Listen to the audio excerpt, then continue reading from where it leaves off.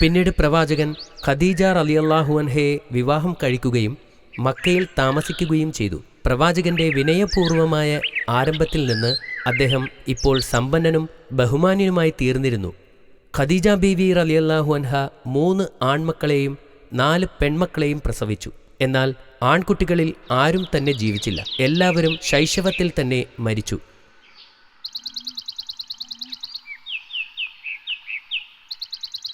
പ്രവാചകൻ അലി റളിയല്ലാഹു അൻഹുവിനെ വളരെയധികം സ്നേഹിച്ചു. അവനിൽ വിശ്വാസം കണ്ടെത്തുകയും ചെയ്തു. ഇക്കാലത്ത് ഒരു സംഘം അറബ് കൊള്ളക്കാർ സയ്യിദ് എന്ന ബാലനെ അവന്റെ മാതാവിന്റെ കൈകളിൽ നിന്ന് പിടിച്ചെടുത്തു.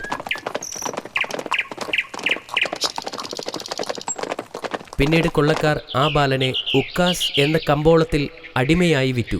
അവനെ വാങ്ങിച്ചത് ഖദീജ ബീവി റളിയല്ലാഹു അൻഹയുടെ ബന്ധുവായിരുന്നു. അദ്ദേഹം അവനെ ഖദീജ ബീവി റളിയല്ലാഹു അൻഹയ്ക്ക് സമ്മാനമായി കൊടുത്തു.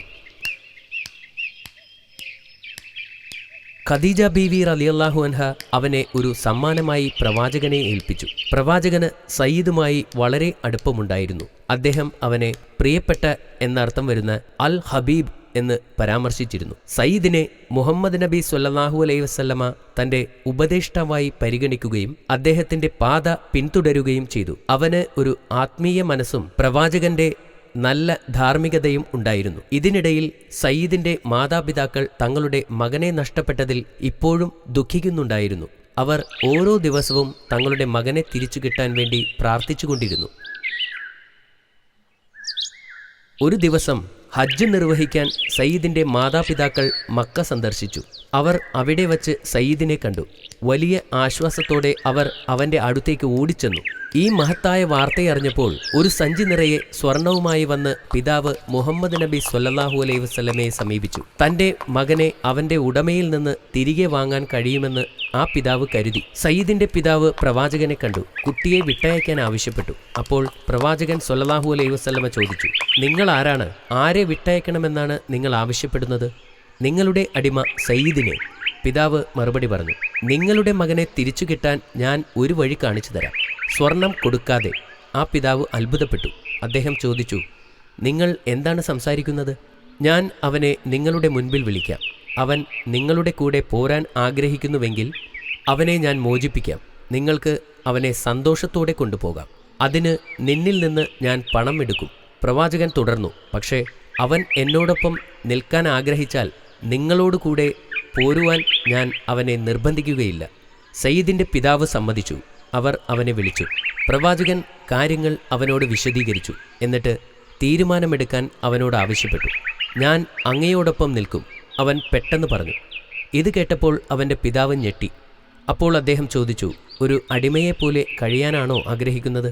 അവൻ പറഞ്ഞു, പിതാവേ, ഇദ്ദേഹത്തിൻ്റെ ഗുണങ്ങൾ എന്നിൽ ആഴത്തിൽ സ്പർശിക്കുന്നു. സ്നേഹത്തോടെ പെരുമാറുകയും ചെയ്യുന്നു. എനിക്ക് അദ്ദേഹത്തെ വിട്ടു പോകാനും മറ്റെവിടെയെങ്കിലും ജീവിക്കാനും കഴിയില്ല. ഇത് കേട്ടപ്പോൾ പ്രവാചകന്റെ ഹൃദയം വിങ്ങിപ്പോയി. പ്രവാചകൻ സയ്യിദിനെ നഗരത്തിൻ്റെ മധ്യത്തിൽ കൊണ്ടു നിർത്തി. ഇവൻ എൻ്റെ മകനാണ്, ഞങ്ങൾ പരസ്പരം അവകാശപ്പെടുന്നു എന്ന് ഉച്ചത്തിൽ വിളിച്ചു പറഞ്ഞു. തൽഫലമായി ആ ദിവസങ്ങളിൽ സയ്യിദിനെ സയ്യിദ് ബിൻ മുഹമ്മദ് എന്ന് പുനർനാമകരണം ചെയ്തു. ഈ സ്നേഹബന്ധം അവസാന ശ്വാസം വരെ നീണ്ടു. മുഹമ്മദ് നബി സ്വല്ലല്ലാഹു അലൈഹി വസല്ലമയ്ക്ക് 40 വയസ്സായി. അദ്ദേഹം തൻ്റെ ജനത്തിൻ്റെ അവസ്ഥയെക്കുറിച്ചോർത്ത് വളരെ സങ്കടപ്പെട്ടിരുന്നു. അദ്ദേഹത്തിൻ്റെ രാജ്യം യുദ്ധങ്ങളിൽ തകർന്നു. അദ്ദേഹത്തിൻ്റെ ജനം ബാബർ മതത്തിൽ കുടുങ്ങി. അവർ അന്ധവിശ്വാസികൾക്കും വിഗ്രഹാരാധനയ്ക്കും അടിമകളായിരുന്നു. ആളുകൾ പരസ്പരം എപ്പോഴും പോരടിച്ചുകൊണ്ടിരുന്നു. പലപ്പോഴും ഹീറ പർവ്വതത്തിലെ ഗുഹയ്ക്കകത്ത് ഒറ്റയ്ക്ക് പോയിരുന്ന് പ്രാർത്ഥിക്കുകയും ധ്യാനിക്കുകയും ചെയ്യുന്ന പതിവുണ്ടായിരുന്നു പ്രവാചകന്. പല രാത്രികളിലും അദ്ദേഹം അവിടെ ചിലവഴിച്ചിരുന്നു. തൻ്റെ ആഴത്തിലുള്ള ചിന്തകളും ആശയങ്ങളും അദ്ദേഹം സർവ്വലോകജ്ഞാനിയായ അള്ളാഹുവുമായി പങ്കുവച്ചിരുന്നു.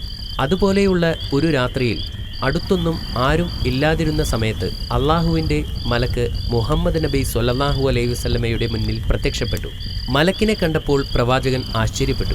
അദ്ദേഹത്തിന് സ്വന്തം കണ്ണുകളെ വിശ്വസിക്കാൻ കഴിഞ്ഞില്ല. മലക്ക് അദ്ദേഹത്തോട് വായിക്കാൻ ആവശ്യപ്പെട്ടു. പഠിക്കാൻ പോയിട്ടില്ലാതിരുന്ന പ്രവാചകന് എങ്ങനെ വായിക്കാനാകും? എനിക്ക് വായിക്കാൻ അറിയില്ല എന്ന് പ്രവാചകൻ മലക്കിനോട് പറഞ്ഞു. പെട്ടെന്ന് മലക്ക് അദ്ദേഹത്തെ ഉയർത്തിയെടുത്ത് അമർത്തിപ്പിടിച്ചുകൊണ്ട് വീണ്ടും പറഞ്ഞു, വായിക്കുക. എനിക്ക് വായിക്കാൻ അറിയില്ല. പ്രവാചകൻ വീണ്ടും വിളിച്ചു പറഞ്ഞു. മലക്ക് അദ്ദേഹത്തെ ഒന്നുകൂടി ഞെക്കിപ്പിടിച്ചു. അപ്പോൾ നബിതങ്ങൾ തളർന്നുപോയി. മലക്ക് പറഞ്ഞു, വായിക്കുക. നിന്റെ നാഥന്റെ നാമത്തിൽ മനുഷ്യനെ അവൻ ഭ്രൂണത്തിൽ നിന്നും സൃഷ്ടിച്ചിരിക്കുന്നു. നിന്റെ നാഥൻ അത്യധികം ശ്രേഷ്ഠനാണ്. അവൻ പേനയുപയോഗിച്ച് എഴുതാൻ പഠിപ്പിക്കും. ഒന്നും അറിയാത്തവനാണെങ്കിൽ പോലും. പ്രവാചകൻ വിറയ്ക്കുന്ന ഹൃദയത്തോടെ ആ വാക്കുകൾ ആവർത്തിച്ചു. താൻ അനുഭവിച്ച ആ സംഭവത്തിന്റെ അമ്പരപ്പിൽ അദ്ദേഹം വീട്ടിലേക്ക് പോയി. മുഹമ്മദ് നബി സ്വല്ലല്ലാഹു അലൈഹി വസല്ലമ തന്റെ വീട്ടിലേക്ക് കയറിയ ഉടനെ തന്നെ അദ്ദേഹത്തിന്റെ ഭാര്യയോട് പറഞ്ഞു, എന്നെ പൊതിയുക. ഇത് പറയുമ്പോൾ അദ്ദേഹം ഭയന്ന് വിറയ്ക്കുകയായിരുന്നു. അദ്ദേഹത്തിന്റെ ഭയം മുഴുവനായും നീങ്ങുന്നതുവരെ ഖദീജ ബീവി റളിയല്ലാഹു അൻഹ അദ്ദേഹത്തെ ഒരു പുതപ്പ് കൊണ്ട് മൂടി. സംഭവിച്ചത് എന്താണെന്ന് പ്രവാചകൻ വിശദീകരിച്ചു. അദ്ദേഹം പൂർത്തിയാക്കിയപ്പോൾ ഭാര്യയോട് ചോദിച്ചു, എനിക്ക് ഭ്രാന്തായെന്ന് തോന്നുന്നുണ്ടോ? അത്തരം ഒരു കാര്യം സംഭവിക്കില്ല. അവർ മറുപടി നൽകി, അള്ളാഹു അത് തടയും. അങ്ങ് പറയുന്നത് സത്യമാണ്. നിങ്ങൾ ഒരു ഉറച്ച വിശ്വാസിയാണ്. തുടർന്ന് ഖദീജ ബീവി റളിയല്ലാഹു അൻഹ അവരുടെ ബന്ധുവായ വരാവ ഇബ്നു നൗഫലിന്റെ അടുത്തേക്ക് പോയി. അദ്ദേഹം വൃദ്ധനും അന്ധനുമായിരുന്നു. അദ്ദേഹത്തിന് ഗ്രന്ഥങ്ങൾ നന്നായിട്ടറിയാമായിരുന്നു. അദ്ദേഹം ഗ്രന്ഥങ്ങൾ അറബിയിലേക്ക് വിവർത്തനം ചെയ്തിരുന്നു. പ്രവാചകന് സംഭവിച്ച കാര്യം അവർ അദ്ദേഹത്തോട് പറഞ്ഞപ്പോൾ അദ്ദേഹം പരിശുദ്ധൻ പരിശുദ്ധൻ എന്ന് പറഞ്ഞു. ഇത് മൂസാ നബി അലൈഹിസ്സലാമിന്റെ അടുക്കൽ വന്ന പരിശുദ്ധാത്മാവാണ്. അദ്ദേഹം തന്റെ ജനത്തിനു വേണ്ടി പ്രവാചകനാകും. ധീരനായിരിക്കാൻ അദ്ദേഹത്തോട് പറയുക. അദ്ദേഹം തുടർന്നും വെളിപ്പെടുത്തലുകൾ സ്വീകരിച്ചുകൊണ്ടിരിക്കുന്നു. അത് അദ്ദേഹം ഓർത്തുവയ്ക്കുകയും അനുയായികൾക്ക് അത് ആട്ടിൻ തോലിൽ എഴുതി സൂക്ഷിക്കുകയും ചെയ്തു. അള്ളാഹുവിൽ നിന്നുള്ള സന്ദേശം ജനങ്ങൾക്കും കേൾപ്പിക്കണമെന്ന് അദ്ദേഹത്തിന് അറിയാമായിരുന്നു. അങ്ങനെ അള്ളാഹു പറഞ്ഞ കാര്യങ്ങൾ അദ്ദേഹം ജനത്തോട് പ്രസംഗിച്ചു തുടങ്ങി. പ്രവാചകന്റെ ആദ്യത്തെ കുറച്ചു വർഷങ്ങളിൽ പ്രവാചകൻ തന്റെ കുടുംബത്തോടും അടുത്ത സുഹൃത്തുക്കളോടുമായിരുന്നു പ്രസംഗിച്ചിരുന്നത്. അദ്ദേഹത്തിന്റെ ഭാര്യ ഖദീജ ബീവി റളിയല്ലാഹു അൻഹ ആയിരുന്നു ആദ്യമായി ഇസ്ലാമിലേക്ക് മാറിയ വനിത. അദ്ദേഹത്തിന്റെ ബന്ധു അലി റളിയല്ലാഹു അൻഹു ആയിരുന്നു ആദ്യമായി ഇസ്ലാമിലേക്ക് മാറിയ കുട്ടി. ഇസ്ലാം മതം സ്വീകരിച്ച ആദ്യത്തെ അടിമ സയ്യിദായിരുന്നു. ഇസ്ലാം മതം സ്വീകരിച്ച ആദ്യ സ്വതന്ത്ര പുരുഷൻ പ്രവാചകന്റെ പഴയ സുഹൃത്ത് അബൂബക്കർ ആയിരുന്നു.